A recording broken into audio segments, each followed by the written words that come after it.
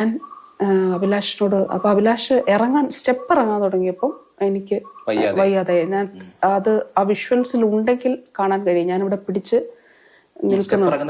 ഇല്ല. ആ സ്റ്റെപ്പ് ഇറങ്ങുമ്പോൾ ഞാൻ അഭിലാഷിനോട് പറയുന്നുണ്ട്, അഭിലാഷ് എനിക്ക് വയ്യ, എനിക്ക് ഇറങ്ങാൻ പറ്റുന്നില്ല എന്ന് പറയുന്നുണ്ട്. എന്നിട്ട് ഞാൻ ആദ്യം കണ്ട ഞാനിവിടെ പിടിക്കുകയും അവിടെ നിൽക്കുകയും ചെയ്യുന്നുണ്ട്. ഇവരെന്നെ പിടിക്കാനോ ശ്രമിക്കുന്നുണ്ട് എന്നാണ് എൻ്റെ ഓർമ്മ. എനിക്കത് കൃത്യമായിട്ട് ഓർമ്മയില്ല. പക്ഷെ ഞാൻ എന്തായാലും അവിടെ സ്ലോ ആയി ഞാൻ നിൽക്കുന്നുണ്ട് അവിടെ, കാരണം എനിക്ക് ഇറങ്ങാൻ പറ്റുന്നില്ല. അപ്പോൾ താഴേക്ക് വന്ന് അവിടെ ആദ്യം കണ്ട ഒരു സിമെന്റ് ബെഞ്ച് ഉണ്ടല്ലോ, അവിടേക്ക് ഞാൻ ഇരിക്കാനായിട്ട് അവിടെ ഇരുന്നെന്ന് തോന്നുന്നു. ഇരുന്നപ്പോഴാണ് തൊട്ടപ്പുറത്ത് ബഹുമാനപ്പെട്ട സ്പീക്കർ ഉണ്ട് എന്നുള്ളത് പറഞ്ഞത്. പിന്നെ കാണുന്ന ദൃശ്യങ്ങളിൽ മന്ത്രി ഇരിക്കുകയാണ്.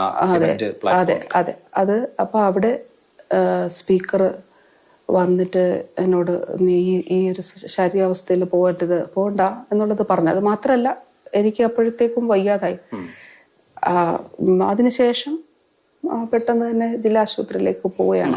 അതിനിടയ്ക്ക് ഇപ്പൊ സ്പീക്കർ വന്നു. സ്പീക്കർ മിനിസ്റ്ററോട് സംസാരിച്ചു. സ്പീക്കർ മുഖ്യമന്ത്രിയെ ഫോണിൽ വിളിച്ചു. മുഖ്യമന്ത്രിയെ ഫോണിൽ വിളിച്ചിട്ട് തന്നു. സംസാരിക്കുന്നത് ദൃശ്യമുണ്ട്, സംസാരിക്കുന്ന ഓഡിയോ ഉണ്ട്. അപ്പോൾ മുഖ്യമന്ത്രിയോട് പറയുന്നുണ്ട് എനിക്ക് കഴുത്തിന് വേദനയുണ്ട് എന്ന്. അതിനു മുമ്പ് സ്പീക്കറുടെ ഓഡിയോ ഉണ്ട്, നമുക്ക് അഡ്മിറ്റ് ആക്കാം എന്ന് പറയുന്നുണ്ട്. അപ്പൊ ഇതിനെ തുടർന്നാണ് ഈ സംഭവത്തിന് ശേഷം കുഴപ്പമൊന്നും ഇല്ലാതിരുന്ന മന്ത്രിക്ക് ഈ സ്പീക്കറും മറ്റുമൊക്കെ ചേർന്ന് ഗൂഢാലോചന നടത്തിയപ്പോ ആശുപത്രിയിലേക്ക് പോകേണ്ടി വന്നത് എന്ന ഒരു തിയറി വരുന്നത്. അഭിലാഷ്, എന്ത് കഷ്ടമാണെന്ന് ആലോചിച്ച് നോക്കിയേ. ഒരു ആൺകൂട്ടം വന്ന് ആക്രമിക്കുന്നു. അതിനുശേഷം അതില് നമുക്ക് ഇതുണ്ടാകുന്നു, പ്രശ്നങ്ങൾ ഉണ്ടാകുന്നു. എന്നിട്ട് ഇവര് പറയാണ് ഇങ്ങനെ ഇങ്ങനെയാണ് സംഭവിച്ചത്, ഇത് വെറുതെയാണ് എന്ന് പറയാണ്. ഇനി അതിലൊരു കാര്യം പറയാനുണ്ട്. ഇതില് മെഷീൻസ് കള്ളം പറയുമോ? അതായത് എനിക്ക് ആ സമയത്ത് ആശുപത്രിയിൽ എത്തുമ്പോൾ ഉണ്ടാകുന്ന മറ്റ് ശാരീരികമായ പ്രശ്നങ്ങളൊക്കെ അവര് ഡോക്ടേഴ്സ് അല്ലേ കണ്ടുപിടിക്കുന്നത്, റെക്കോർഡഡ് അല്ലേ അതിപ്പോ അതെങ്ങനെയാണ്? അപ്പൊ ഇതിലൊരു കാര്യം ഉള്ളത്, അത്രയും വയ്യാത്തൊരു സാഹചര്യത്തിൽ ആ സ്റ്റെപ്പ് ഉൾപ്പെടെ താഴോട്ട് ഇറങ്ങാൻ കഴിയാത്തൊരു സാഹചര്യത്തിലാണ് ഞാൻ താഴെ വന്നവിടെ ഇരിക്കാനായിട്ട് ശ്രമിച്ചത്.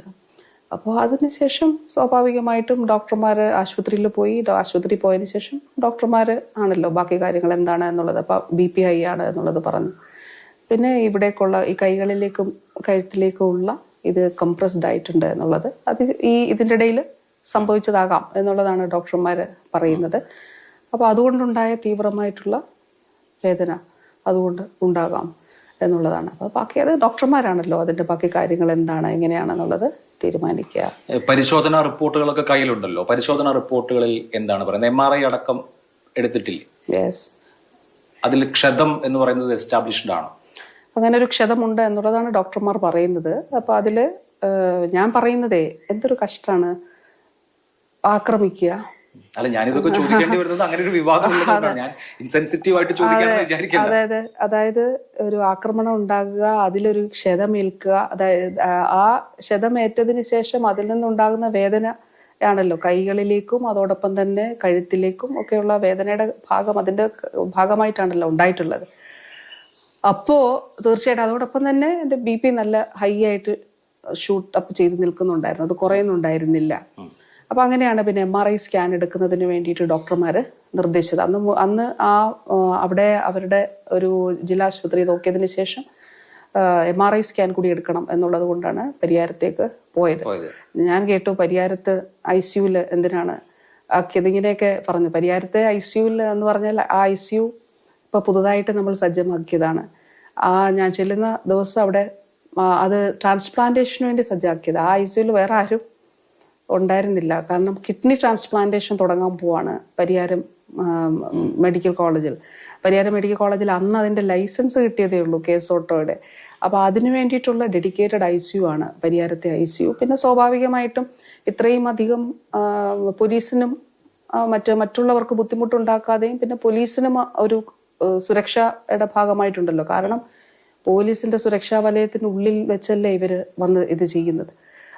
പിന്നെ അതേപോലെ ഈ തുടർച്ചയായ ദിവസങ്ങളിൽ എനിക്ക് നേരെ ഉണ്ടാകുന്ന ആക്രമണങ്ങളുടെ ഒരു കാഠിന്യം അത് ഏതൊക്കെ തരത്തിലാണ് ആക്രമണങ്ങൾ ഉണ്ടാകുന്നത്. അല്ല, അപ്പൊ ആരോഗ്യത്തിന്റെ ഗുരുതരാവസ്ഥയേക്കാൾ ഈ പ്രത്യേക സാഹചര്യം പരിഗണിച്ചാണ് ICU-വിൽ.